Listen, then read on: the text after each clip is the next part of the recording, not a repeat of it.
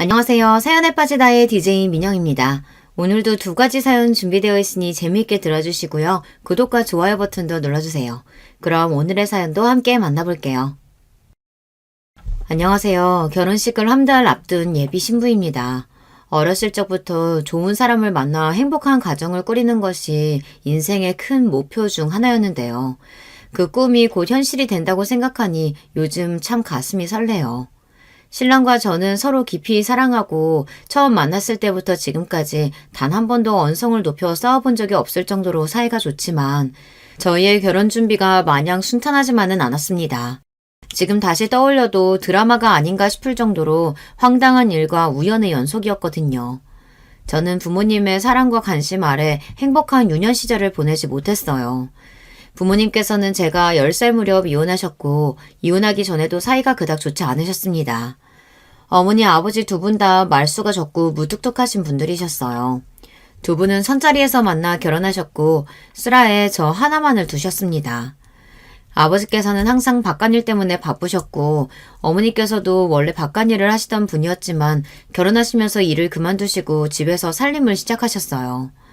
아버지께서 외벌이로 가족들을 먹여 살릴 만큼 돈을 잘 버는 편이시기도 했고 처음부터 집에서 본인을 내조할 수 있는 부인을 원하셨거든요. 선자리에서 내세우신 조건도 번듯한 집안 출신에 아이 잘 키우고 내조 잘할 수 있는 조신한 여자였다고 했어요. 저희 외 조부모님은 두 분 다 교사시고 어머니도 서울의 좋은 대학을 나오셨기에 그리 경제적으로 넉넉한 집안은 아니었어도 아버지가 원하시는 조건에 어느 정도 부합했어요. 무엇보다도 어머니의 조용하고 차분한 성품이 마음에 드셨다고 했습니다. 어린 시절 저희 집안 풍경을 생각하면 언제나 정적만이 흘렀던 것 같아요. 아버지나 어머니나 두 분 다 말씀이 없으신 편이었고 저 또한 그런 집안 분위기 탓에 눈치를 보느라 항상 얌전히 굴었거든요. 솔직히 말하자면 두 분 사이에 사랑이라고 부를 만한 감정은 전혀 존재하지 않았던 것 같아요. 어렸을 적에야 당연히 부부는 서로 사랑해서 결혼하는 사이라 생각했기에 두 분이 그리 살가워 보이지 않았어도 속으로는 아니시겠지 싶었지만 두 분은 처음부터 완벽히 서로의 조건만을 보고 시작한 사이였기에 애정보다는 이해관계에 얽혀있는 사이였습니다. 어머니께서는 아버지의 경제적인 능력과 사회적 지위, 아버지께서는 집에서 얌전히 본인을 보필하고 자식을 키워줄 조신한 부인이 필요했던 것이죠. 제가 5살 배기였던 시절까지만 해도 그 이해관계는 별 문제없이 흘러가고 있었습니다. 그리 다정한 가족은 아니었어도 서로의 역할을 충실히 이행하며 가족이라는 울타리를 잘 유지하고 있었다는 뜻입니다. 그 울타리를 먼저 깨트린 것은 다름 아닌 어머니였어요. 아버지께서는 언제나 바깥일로 정신없이 바쁘셨고 늦은 밤이나 주말도 마찬가지였습니다. 돈은 차고 넘칠 만큼 벌어다 주셨지만 가족에게는 아무런 관심이 없으셨어요. 제가 어떤 유치원에 다니고 있는지, 요즘은 어떤 것에 관심이 많은지, 어떤 반찬을 편식하고 무슨 알러지가 있는지 기본적인 정보도 아무것도 알지 못하셨습니다. 저뿐만 아니라 어머니에 대한 정보도 마찬가지였어요. 어느 날부턴가 어머니께서는 식사 시간마다 아버지께 이야기를 먼저 거시기 시작하셨습니다. 거창한 이야기는 아니었고 주로 내일 저녁 식사 반찬은 뭘로 할까요? 오늘 우리 딸이 유치원에서 상을 받아왔어요. 요즘은 바쁜 일 없으신가요? 같은 평범한 주부들이라면 일상적으로 주고받을 만한 대화였어요.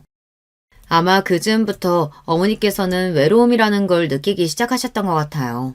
하루 종일 넓은 집에서 제대로 대화도 통하지 않은 어린아이를 붙잡고 지내셨으니 당연한 수순이었죠. 앞서 말씀드렸듯 어머니께서는 타고난 성품이 차분하고 내향적이어서 유치원의 다른 어머님들과도 잘 어울리시지 않으셨고 특별히 자주 연락하고 지내는 친구분도 없으셨거든요. 당시 어머니께서 유일하게 사회적 교류를 할 수 있었던 사람이 바로 아버지였고 어머니께서는 나름대로 용기를 내서 아버지께 한 발자국 다가가셨던 겁니다.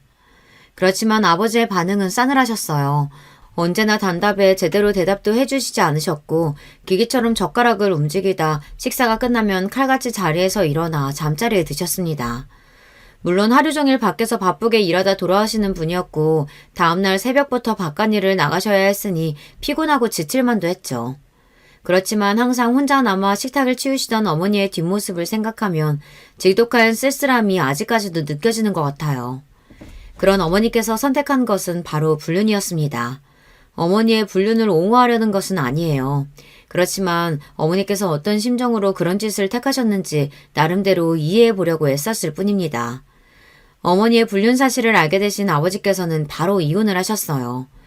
당시 저는 겨우 10살 남짓한 꼬맹이였기에 그 누구도 제게 어머니의 불륜과 불륜남, 이혼 소송에 대한 이야기를 제대로 해주지 않았고 나중에 가서야 알게 된 이야기지만 어머니께서 바람이 난 남자는 다름 아닌 제가 다니던 영어 학원의 교사였습니다. 아버지께서 막대한 금액의 소송을 거셔서 둘 다 빈털터리가 됐다는 이야기를 어디에선가 전해 들었지만 사실인지는 모르겠습니다. 저는 그 뒤로 어머니와 단 한 번도 연락을 해본 적이 없어요. 어머니에 관한 소식을 아버지께 전해 들은 적도 없거든요. 이혼 후 저는 아버지와 단 둘이 살기 시작했어요. 집안일은 일주일에 한 번씩 파출부 아주머니가 찾아와 주셨고 집안 분위기는 어머니가 계실 때와는 비교도 되지 않게 더욱더 삭막해졌습니다. 그렇지 않아도 기계처럼 딱딱하고 무뚝뚝하시던 아버지께서는 이혼 후 완전히 냉혈한처럼 변해버리셨어요. 제게 일말의 관심도 주시지 않았고 그저 같은 집에 사는 사이 그 이상 그 이하도 아닌 것처럼 느껴졌습니다.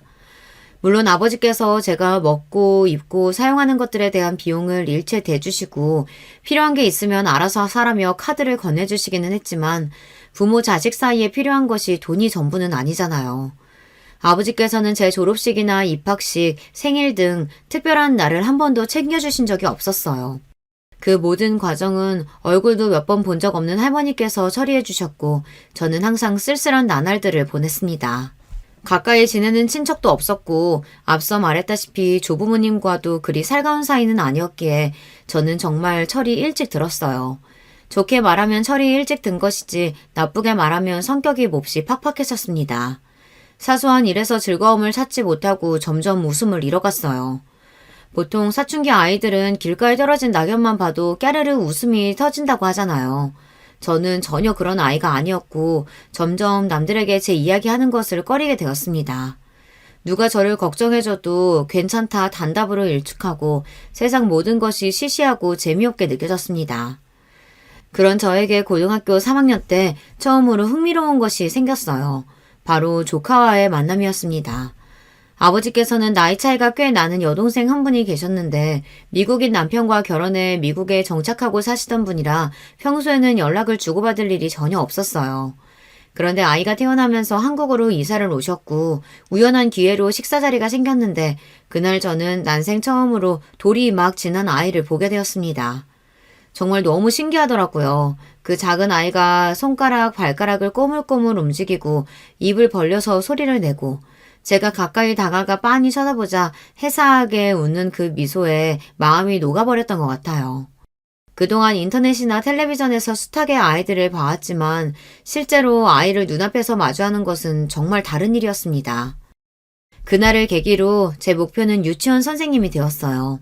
자랑은 아니지만 학교 성적이 꽤나 좋은 편이었기에 제가 원하던 대학의 유아교육과에 진학하는 것은 그리 어려운 일이 아니었습니다. 대학생활 내내 실습을 나가며 아이들과 함께하는 시간이 너무나 즐거웠던 기억이 나요. 만약 제게 아이들이라는 존재가 없었다면 지금까지도 어렸을 적 어머니처럼 언제나 무표정으로 지내는 사람이 되었을지도 모르겠습니다. 대학을 졸업한 저는 규모가 제법 큰 사립 유치원에서 근무하기 시작했어요. 아이들을 진심으로 너무나 사랑하는 사람이지만 그것과는 별개로 유아교사로 일하는 게 그리 쉬운 일만은 아니었습니다. 흔히 말하는 맘충이라고 하죠.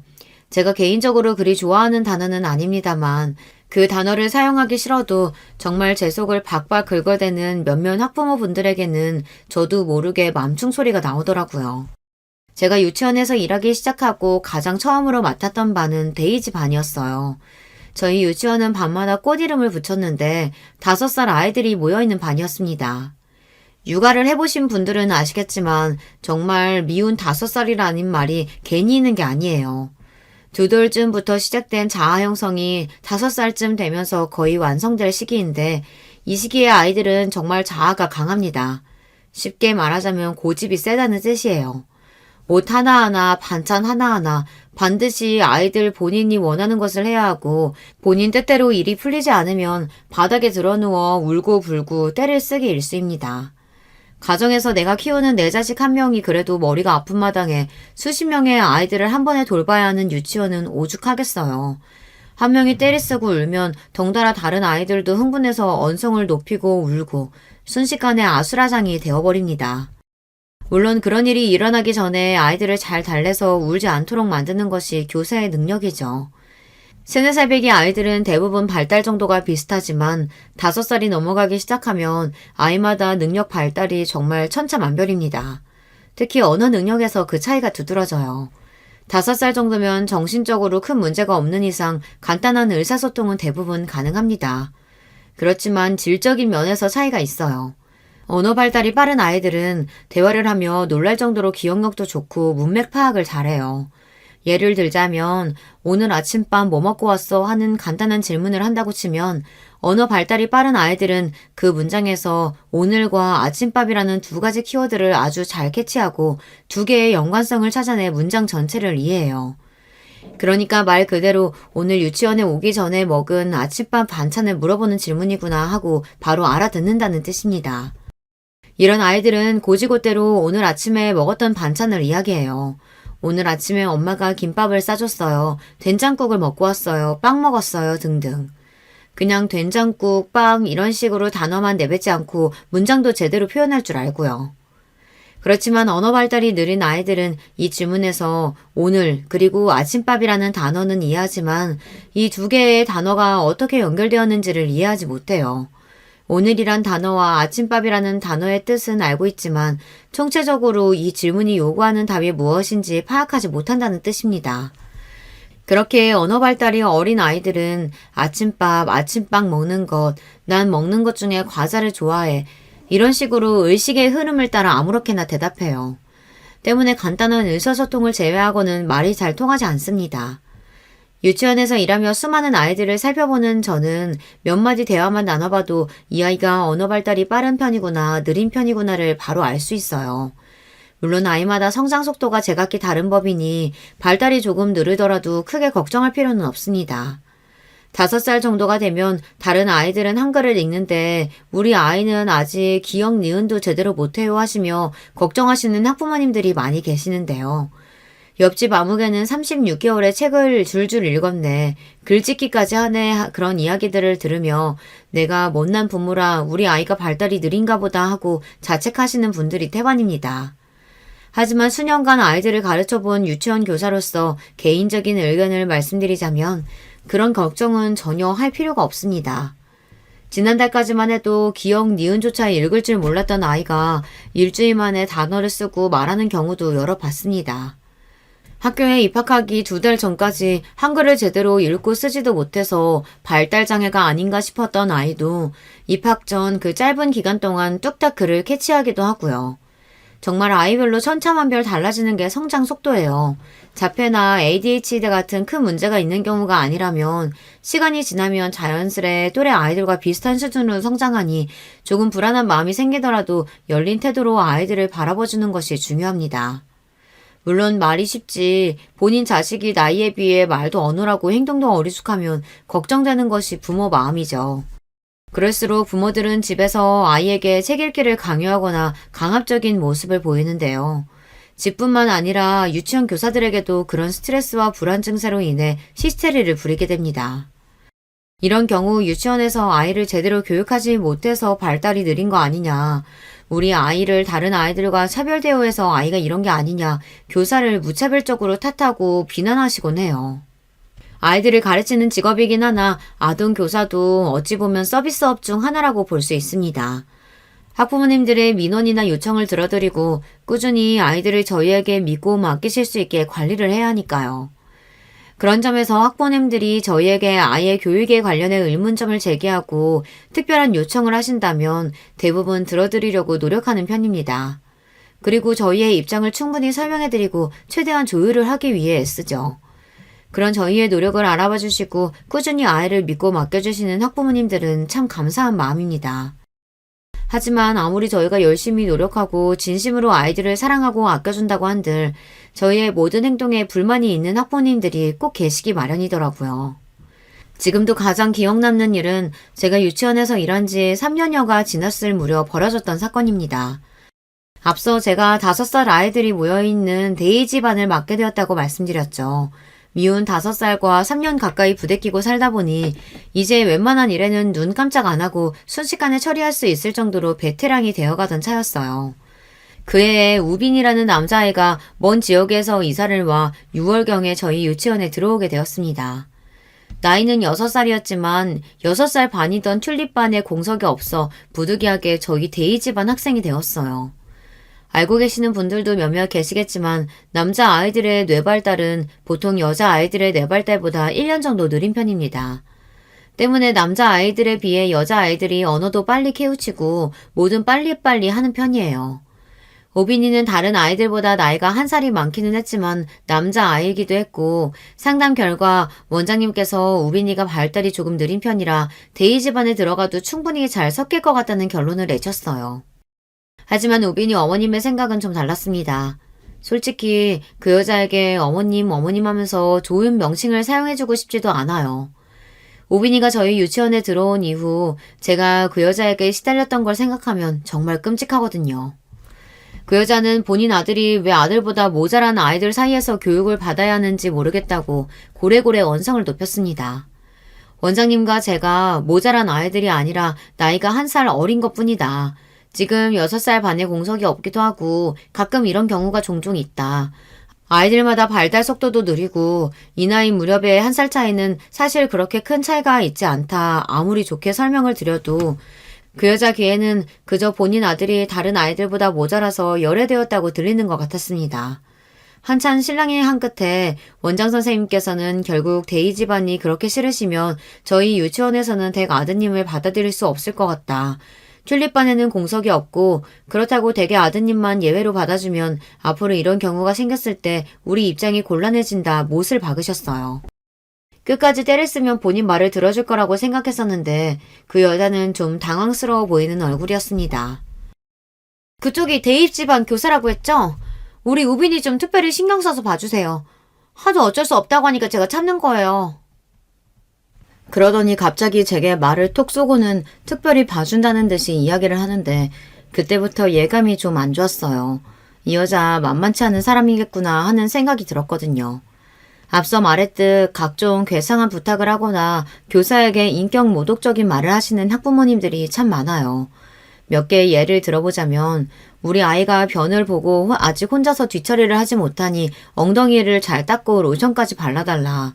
우리 아이가 잘 지내고 있는지 걱정되니 선생님 몸에 소형 카메라를 달아서 수업 시간 내내 영상을 녹화해 실시간으로 볼 수 있게 해달라. 아이들 정서상 좋지 않으니 항상 목 끝까지 가리는 옷만 입고 출근해라. 심지어 저희 유치원은 출근 후 갈아입는 교사용 원복이 정해져 있는데도 출퇴근 시에 아이들을 마주칠 수 있다며 제 옷차림에 간섭하시는 학부모님들도 있었어요. 근무 시간 외에 개인적인 연락을 하는 것은 물론이고 제 개인 SNS 프로필 사진에 수영장에서 찍은 사진을 올렸더니 어떻게 아이들 가르치는 교사라는 사람이 이런 차림으로 사진을 찍을 수 있냐며 저를 훈계하시던 분도 계셨어요. 거짓말 같지만 전부 정말 사실입니다. 처음에는 그런 분들께 일일이 제 사정을 설명하고 그럴 수 없는 이유와 죄송한 마음을 표현하고 최대한 좋게 마무리를 하려고 했지만 세상에는 상식이라는 게 통하지 않는 사람들이 참 많더라고요. 교육 수준과 경제적 형편과 인성 수준은 완전히 별개인 것 같다는 생각을 여러 번 했습니다. 번듯한 집안에 떵떵거리며 잘 사는 집안 아이인데도 부모가 정말 상상 초월의 무개념인 경우도 많고 가난한 집 아이인데도 가정교육을 아주 잘 받고 자라 똑똑하고 배려심이 넘치는 아이들도 많아요. 그런 아이들은 높은 확률로 부모님께서 인격적으로 훌륭하신 분들이더라고요. 본론으로 돌아와서 다시 우빈이 이야기를 하자면 그렇게 저희 데이 집안에 합류하게 된 우빈이는 첫날부터 말썽이었습니다. 우빈이는 언어 발달이나 행동 발달은 느렸어도 덩치가 꽤 큰 편이었어요. 다른 아이들과 20cm가량 차이가 날 정도로 정말 머리에 하나가 위로 쑥 솟아있는 느낌이었습니다. 보통 5살쯤 되면 아이들이 성역할에 대해서 학습할 나이잖아요. 여자 아이들은 공주놀이와 분홍색 옷, 물건에 푹 빠져있고 남자 아이들은 항상 싸움놀이를 합니다. 이 시기에 남자 아이들은 조금이라도 분홍색이 들어가 있는 옷을 주면 난 여자 아냐 하고 거부하고는 해요. 분홍색 옷을 꼭 여자들만 입는 것이 아니라고 설명을 해줘도 고집불통입니다. 남자아이들은 하루 종일 총싸움, 칼싸움을 하며 놀고 친구보다 힘이 세고 강해지는 것에 관심이 많아요. 싸움놀이를 통해 본인의 힘을 과시하려고 하고 본인이 놀이에서 졌을 경우에는 하루 종일 우울해 있거나 울음을 터뜨리기도 합니다. 우빈이도 역시 다른 남자아이들과 마찬가지로 싸움놀이에 관심이 많았어요. 앞서 말씀드렸다시피 우빈이는 다른 아이들에 비해 머리 하나가 더 클 정도로 덩치가 컸는데요. 그러니 당연히 싸움놀이를 하는 족족 우빈이가 이기기 마련이었습니다. 우빈이는 싸움놀이에서 진 친구를 심하게 괴롭혔어요. 보다 못한 제가 우빈아, 친구들끼리 사이좋게 지내야지 하며 말리려 들자 제게 장난감 칼을 휘두르며 위협하더니 결국 주먹으로 세게 때리기까지 하더군요. 팔뚝에 멍이 들 정도였고 순간 너무 화가 났지만 침착하게 아이를 제압하고 자리에 앉혔어요. 이런 행동은 옳지 못한 행동이다. 우빈이가 아무리 화가 나도 상대방을 때려서는 안 된다 설명해 주었지만 아이는 도통 제 말을 들을 생각을 하질 않았습니다. 우빈이가 제게만 폭력성을 보인다면 그나마 다행이었지만 5살 배기 아이가 상대를 가려가며 손을 휘두르지는 않죠. 당연히 같은 반 친구들에게도 틈만 나면 손을 올렸고 덕분에 저희 데이 집안은 하루가 다르게 문제가 생기기 시작했습니다. 저는 최선을 다해 우빈이를 돌봐주고 문제가 없도록 만들려 애썼지만 저 혼자 10대명의 아이를 돌봐야 하는데 하루 종일 우빈이 옆에 붙어 일거수일투족을 신경 써줄 수는 없었어요. 보통 아이가 이렇게 폭력성을 보이는 경우는 학부모님들에게 말씀드리고 가정에서 특별히 지도해 주시기를 부탁드리는데 우빈이 같은 경우는 어머니께 연락드리기가 좀 꺼려졌습니다. 이미 전적이 있기도 했고 이 이야기를 꺼내봤자 우리 애가 뭘 그렇게 잘못했다고 그래요 하면서 바로 화를 내게 뻔해 보였어요. 아이의 폭력성은 담당 교사가 노력한다고 해서 하루아침에 고쳐질 문제가 아니기 때문에 부모님의 협조가 무엇보다 중요한데요. 이 일을 어떻게 해결해야 할까 참 머리가 아팠습니다. 원장 선생님께서도 우빈이의 폭력성에 대해 잘 알고 계셨고 함께 고민을 해본 결과 일단은 학부모님께 말씀드리는 것이 맞다는 결론이 나왔습니다. 우빈이 정도의 폭력성이면 가정에서도 이를 알고 있을 확률이 높았고 아무리 저희끼리 고민해봤자 답이 없는 문제였거든요. 그렇게 정말 내키지 않았지만 우빈이 어머님께 연락을 드렸고 반응은 역시나 예상했던 대로였습니다. 우리 아들이 다른 애들을 때렸다고요? 그럴 리가 없는데. 그 애가 먼저 우리 아들 괴롭힌 거 아니에요? 애들끼리 싸우는 동안 교사는 도대체 뭘 하고 있는 거예요? 저는 차분히 지금까지 이런 일이 여러 번 발생했고 최선을 다해 우빈이를 이끌어주려고 했지만 쉽지 않다. 이 시기 남자아이들에게 폭력성이 발생하는 건 드문 일이 아니다. 저뿐만 아니라 가정에서도 교육을 시켜주셔야 한다. 상황을 설명드렸습니다. 그러나 역시 그 여자는 제 이야기를 듣는 건지 마는 건지 혼자서 북치고 장구치고 화를 내다 갑자기 저희 유치원을 고소하겠다고 큰 소리를 냈어요. 당신들 아동학대로 다 고소할 거야. 콩밥 먹게 해줄 거라고. 알겠어? 진정하시라고 몇 번이고 말씀드렸지만 아무런 효과가 없었고 그 여자는 정말로 저희 유치원을 아동학대 혐의로 고소했습니다.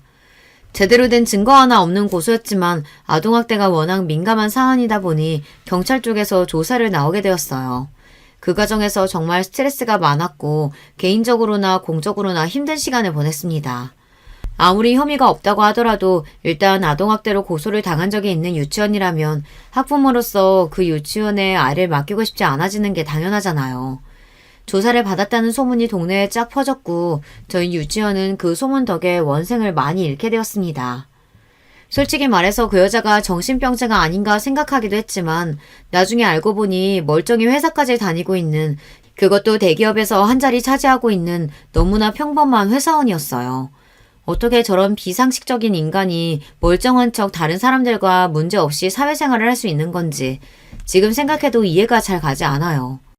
그 여자에게 유일하게 고마운 점이 하나 있다면 그 여자가 저희 유치원을 고소한 덕에 제가 지금의 신랑을 만날 수 있었다는 사실입니다. 저희 예비 신랑은 이 사건을 담당했던 검사예요. 사건은 아동학대에 관련된 정황이 전혀 발견되지 않아 조사가 금세 마무리되었지만 그 과정에서 안면을 트고 사이가 가까워진 저와 신랑은 연인 사이로 발전하게 되었습니다. 나중에서야 들었던 말이지만 신랑은 저를 보고 첫눈에 반했었다고 하더라고요. 어렸을 적부터 유치원 선생님처럼 다정하고 친절한 여자가 이상형이었다나요. 아무튼 저는 당시에 말도 안 되는 혐의로 조사를 받느라 이리저리 치이고 스트레스가 심해 신랑에게 전혀 관심이 없었었는데 모든 사건이 잘 마무리되고 신랑 쪽에서 먼저 개인적으로 연락을 취해 사이가 가까워지게 되었어요. 연애를 하다 보니 자연스레 신랑의 성장 배경에 대해서도 듣게 되었는데요. 신랑도 저와 마찬가지로 온전치 못한 가정에서 자란 사람이었습니다. 검사라는 번듯한 직장에 사교성도 좋고 화려한 언변까지 갖춘 사람이었기에 누가 봐도 화목하고 넉넉한 가정에서 부모님 사랑을 듬뿍 받고 자랐을 것 같았는데 알고 보니 아주 어렸을 적부터 줄곧 어려운 형편의 홀어머니 밑에서 자랐다고 하더라고요. 정확한 이유는 알지 못하지만 신랑의 부모님께서도 신랑이 어렸을 적 이혼하셨고 아버지 밑에서 자란 저와는 다르게 신랑은 어머니를 따라갔다고 했습니다. 신랑의 어머니께서는 오랫동안 일용직을 전전하시며 신랑을 먹여 키우셨다고 합니다. 일일 급식소 도우미, 김치 공장, 설거지, 각종 청소 관련 부업도 많이 하셨고 그러면서 몸이 많이 상하셨어요. 젊은 시절부터 각종 질병과 성인병으로 크게 고생하고 계신다고 하더라고요. 신랑은 어렸을 적부터 영민하고 똘똘한 아들이었고 어머니께서는 그런 신랑에게 거는 기대가 크셨다고 합니다. 밤잠을 줄여가며 본인 입에 넣을 것을 줄여가며 허리띠를 졸라매 신랑 뒷바라지를 하셨고 정말 어려운 형편에서도 결국 하나뿐인 아들을 번듯한 검사로 만들어내셨죠. 물론 신랑이 검사가 된 것은 스스로의 노력이 가장 크긴 했지만 신랑이 공부에만 집중할 수 있도록 뒤에서 지원해주신 어머니의 노력이 없었다면 불가능한 일이었겠죠. 그만큼 신랑의 어머니께서는 외동아들인 신랑을 눈에 넣어도 아프지 않을 정도로 아끼고 사랑하셨습니다. 본인 인생을 통째로 바쳐 만들어낸 완벽한 결과물이니 어찌 보면 당연한 일이었어요. 시부모님께서는 남들이 보면 조금 아니 왜 저리 유난이야 할 정도로 아들의 일이라면 본인 일이라도 되는 양 매사에 발벗고 나서셨습니다. 신랑에게 특별한 유대감을 가지고 계셨어요. 신랑 또한 본인의 어머니가 다른 어머니들보다 조금 유별나다는 사실을 알고 있었어요. 때문에 제게 미리 언지를 주기도 했습니다. 우리 어머니가 오래전부터 혼자서 날 키우시느라 고생이 많이 하셨어. 그만큼 나한테 애착도 크신 분이고 평생 나 하나만 바라보고 살아오신 분이니까. 자식 사랑이 조금 유별나시긴 해. 그래도 우리 어머니 절대 나쁜 분은 아니야. 아마 너랑도 큰 문제 없이 잘 지낼 수 있을 거야. 사실 신랑의 말을 듣고 조금 걱정이 되기는 했어요. 물론 유치원 교사 생활을 오래 하며 각종 어머니들을 상대하는 법에는 이골이 날 지경이었지만 상대가 제가 가르치는 아이가 아니라 결혼할 사람의 부모라면 이야기가 좀 달라지잖아요. 게다가 신랑을 끔찍하게 아끼고 사랑하는 유별난 어머니라니 뵌 적은 없었지만 처음 인사를 드리러 가기 전부터 불안한 마음이 들었습니다. 드라마나 텔레비전 같은 곳에서 본 각종 고부 갈등들도 생각나고 만약 신랑의 어머니께서 그런 못된 시어머니라면 어떻게 대처해야 될까 고민도 많았어요. 신랑의 평소 성격을 미뤄봤을 때 중간 다리 역할을 잘 하긴 할 것 같았지만 뭐든 겪어보기 전엔 모르는 거니까요. 어찌됐든 마음의 준비를 단단히 하고 있어야겠다 싶기는 했습니다. 신랑 어머니도 문제였지만 저희 아버지도 문제인 것은 마찬가지였어요. 저는 대학을 졸업한 이후 아버지와 연락을 거의 주고받지 않고 있거든요. 신랑과의 교제 사실도 물론 말씀드리지 않았었고요. 결국 결혼하겠다고 남자를 데려가면 어떤 반응이실지 도무지 상상이 가질 않았습니다. 신랑은 제 어두운 가정사를 다 알고 있었기에 굳이 제게 아버지에 대한 이야기를 먼저 꺼내지 않았습니다. 때가 되면 제가 알아서 소개를 시켜주겠거니 생각하는 것 같았습니다. 오랜만에 아버지께 연락을 드려 약속을 잡았고 아버지께서는 예상하셨던 대로 신랑이 어떤 사람인지 무슨 직업을 가졌는지 어떻게 만나게 됐는지 등등 궁금한 것이 하나도 없으셨어요. 결혼할 사람을 소개시켜드리고 싶다는 제 말에 그저 알겠다 답만 보내오셨습니다. 결혼 날짜가 잡히자 신랑은 그제서야 저희 아버지에 대해 궁금했던 것들을 물어봤어요. 어떤 일을 하시는 분인지, 식사 때 어떤 점을 조심해야 하는지 등등 기본적인 질문이었습니다. 우리 아버지도 젊었을 적에 검사셨어. 지금은 변호사로 일하고 계시고. 실은 저희 아버지께서도 젊은 시절 열정이 넘치는 검사셨어요. 하루가 멀다 하고 사건을 맡아 조사하고 범죄자들과 싸우느라 눈코 뜰 새 없이 바쁘신 분이었죠. 덕분에 가정에 소홀해져 이혼이라는 결과를 맞았고요. 그렇기 때문에 사실 전 신랑과의 결혼이 처음에는 조금 망설여졌습니다. 타고난 성품이 다정한 사람이라 아버지와는 다르게 가정적인 남편이 될 것 같긴 했지만 직업 특성상이라는 걸 마냥 무시할 수는 없잖아요. 연애 시절부터 이리저리 돌아다니며 조사하느라 많이 바빠 보이기도 했고요. 아버지께서 본인과 같은 검사 출신이라는 이야기에 신랑은 굉장히 의외라는 반응이었습니다. 그러면서 용케도 검사인 본인과 결혼할 생각을 했다며 그렇게 자기가 좋냐고 우스갯소리를 하더라고요. 사실 나도 티를 안 냈지만 걱정 많이 됐었어. 얘기만 들어도 워낙 무뚝뚝하고 근엄하신 분일 것 같아서. 그래도 같은 법조인이시라니 나랑 통하는 점이 조금이라도 있지 않을까? 장인어른 마음에 들 수 있도록 노력해볼게. 그렇게 약속날이 되었고 저와 신랑은 한껏 긴장한 채로 약속 장소인 한정식 식당으로 향했습니다. 굉장히 오랜만에 아버지를 만나는 자리이기도 했고 만에 하나 아버지께서 신랑을 마음에 들어하지 않으면 어떡하지 하는 생각이 들기도 했어요. 떨리는 마음으로 먼저 식당에 도착해 아버지를 기다리고 있는데 미닫이 문이 열리고 아버지께서 안으로 들어오시는 순간 신랑이 너무 깜짝 놀라며 자리에서 벌떡 일어났습니다. 아니, 자네가 여긴 어떻게? 알고 보니 저희 예비 신랑과 아버지께서는 이미 안면이 있는 사이였어요. 남편이 햇병아리 검사였던 시절 같은 부서 선배였던 아버지께서 남편을 많이 도와주셨다고 하더라고요. 그때부터 신랑은 저희 아버지를 은사처럼 여기고 모셨다고 하는데 아버지께서 직업을 옮기신 후로 연락이 뜸해져 최근에는 소식을 몰랐다고 합니다. 일 그만두셨다는 얘기는 전에 들었는데 이렇게 다시 뵙게 될 줄은 정말 몰랐습니다. 제가 진작 연락드리고 찾아뵀어야 하는 건데 이런 인연이 다 있네요.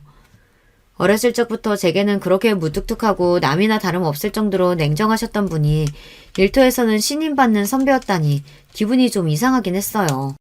신랑 말고도 같은 부서에 소속되어 있던 검사들이 전부 아버지를 존경하고 잘 따랐다고 하더라고요.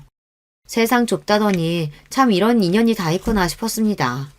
걱정했던 것이 무색하게도 자리는 즐거웠고 큰 문제 없이 좋은 분위기 속에서 잘 마무리되었어요. 신랑은 본인이 초보 검사였던 시절 아버지께 정말 도움을 많이 받았다며 다시 생각해도 어떻게 이런 인연이 있을 수 있는지 신기해했습니다. 그렇게 저희 아버지 쪽은 잘 해결되었고 남은 것은 신랑의 어머니였어요. 앞서 말씀드렸듯이 신랑 어머니께서는 신랑에게 좀 유난하신 분이에요. 신랑은 괜찮을 거라 말했지만 사실 전 조금 걸리는 부분이 있습니다.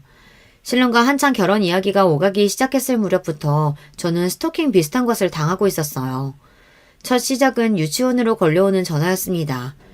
웬 여자가 저를 찾는 전화가 왔다기에 부름을 받고 전화를 받아보면 수화기 너머에서는 아무 대답이 없었어요.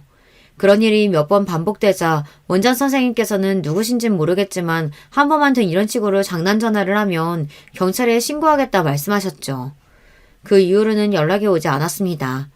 깨림직했던 것은 전화를 걸어온 여자가 정확히 제 이름을 말하며 저를 찾았다는 사실이었어요. 그날 이후로 유치원에 저를 찾는 전화는 오지 않았지만 더욱 소름 돋는 일이 일어났습니다. 제 SNS에 올린 게시물에 익명의 댓글이 달리기 시작했어요.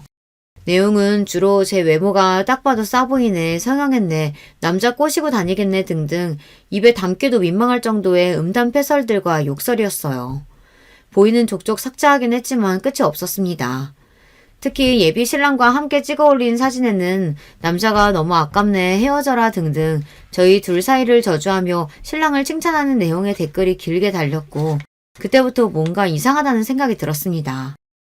게다가 그 사람은 제게 개인 메시지로 제 집 주소 등 인적사항 등을 보내며 당장 그 남자와 헤어지지 않으면 가만두지 않겠다느니 죽여버리겠다느니 도를 넘는 협박을 보내왔고 그 메시지를 보고 너무 겁이 났던 저는 모든 사실을 신랑에게 털어놨어요. 솔직히 말해서 그 전까지는 혹시 저를 괴롭히는 사람이 신랑의 어머니가 아닌가 하는 생각을 했습니다. 아무리 생각해도 저와 신랑 사이를 갈라놓으려고 할 만한 사람, 게다가 제 신상 정보를 그렇게 잘 알고 있을 만한 사람은 시어머니 뿐이라는 생각이 들었거든요. 그렇지만 설마 하니 신랑 어머니께서 저를 죽여버리겠다느니 그런 도를 넘는 협박을 해오실 것 같지는 않았어요. 이야기를 모두 전해들은 신랑은 몹시 놀라더니 짚히는 곳이 있다고 말했습니다. 아마 내 전 애인일 거야. 그 여자 정신적으로 좀 아픈 사람이었거든. 한동안 잠잠하길래 괜찮아졌나 생각했는데. 알고 보니 신랑에게는 저를 만나기 전에 잠깐 사귀었던 전 애인이 있었는데 그 여자가 정신병을 앓고 있는 사람이었다고 했어요. 신랑 어머니 지인의 소개로 만난 사이였는데 처음에는 번듯한 집안에 멀쩡한 직장을 가진 데다 생긴 것도 예쁘장해서 별 문제 없이 잘 만났다고 하더라고요. 그런데 시간이 지날수록 신랑에게 과하게 집착하기 시작하더니 완전히 울부증처럼 변했다고 했어요. 신랑이 어딜 가든지 일거수일투족을 그 여자에게 보고해야 하고 일하는 중에도 10분 내로 연락에 답장하지 않으면 부재중 전화를 100통씩 해놓고 공적인 일이라도 다른 여자와 대화 나누는 모습을 보면 그 여자는 누구냐, 바람난 거 아니냐, 미친 사람처럼 캐묻고 따지고 들고 게다가 신랑은 검사라는 직업 특성상 연락텀이 일정치 못하고 조사를 하다 보면 신분을 속이고 사람을 만나야 할 일도 생기는데 그 여자는 그런 것들을 전혀 이해해주지 못했다고 하더라고요. 견디다 못해 신랑이 계속 이런 식으로 굴면 더 이상 만남을 지속하기가 힘들다. 아무리 서로 호감을 가지고 만나는 사이라도 적당한 선이라는 게 있다. 다 큰 성인이고 서로 사회생활도 할 만큼 해본 사람들끼리 왜 이러는 거냐 권고를 했지만 별 소용이 없었다고 했어요. 결국 신랑이 헤어지자 이별을 선언하자 그 여자는 이성을 잃고 흉기까지 휘둘렀다고 했습니다. 크게 다칠 뻔한 남편은 고소까지 생각했었지만 그 여자와 더 엮이고 싶지 않아 그냥 이를 조용히 묻었다고 했어요. 그렇게 헤어지고 나서도 한동안 끈질기게 집 앞까지 찾아오질 않나 전화나 메시지를 끊임없이 걸어대는 통에 결국 연락처도 바꾸고 이사도 갔다고 하더라고요. 그 여자가 도대체 어떻게 네 이름이랑 직장을 알아냈는지 모르겠네. 아니다. 그 여자는 그러고도 남지. 검사를 스토킹하는 여잔데. 내가 한번 제대로 알아볼게. 혹시 무슨 일 생기면 나한테 바로 말해줘. 솔직히 그 이야기를 다 듣고 나자 좀 겁이 났어요. 정신 이상자라니 언제 어떻게 제 집에 찾아와 신랑에게 그랬던 것처럼 또 흉기를 휘두를지 모르는 일이잖아요. 그동안은 댓글을 남기는 사람이 신랑의 어머니일지도 모른다고 생각했기 때문에 선뜻 꺼내지 못했던 이야기인데 아니라는 사실을 알게 되자 더 이상 결혼을 미룰 이유가 없다는 판단이 들었어요. 신랑에게 당장 어머니께 인사드리러 가고 싶다는 뜻을 내비쳤습니다. 제 집 주소를 다 알고 있는 여자에게 살해 협박까지 받은 마당에 아무렇지 않게 평소처럼 지내기도 어려웠고요. 하루빨리 신랑과 결혼해 살림을 합쳐야겠다는 생각이 들었어요. 그렇게 시댁에 처음으로 인사를 드리러 가게 되었습니다.